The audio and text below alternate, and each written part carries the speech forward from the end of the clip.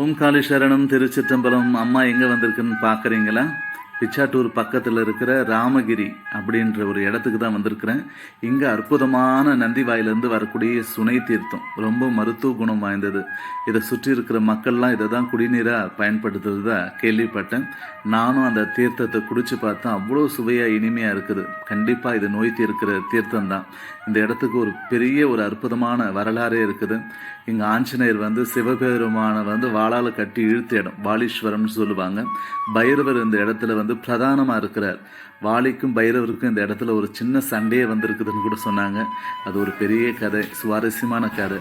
நீங்களும் இந்த இடத்துல சிவபெருமான வாலீஸ்வரரை தரிசனம் பண்ணுங்க, பைரவர் தரிசனம் பண்ணுங்க. எதிரிகளால் உண்டான எல்லா பிரச்சனையும் எல்லா விதமான தீவினையும் தீர்ந்து இந்த நாமகிரியில் இருக்கிற சிவபெருமான் வாலீஸ்வரருடைய பரிபூர்ணமான அருள் உங்கள் குடும்பத்தில் சகலவிதமான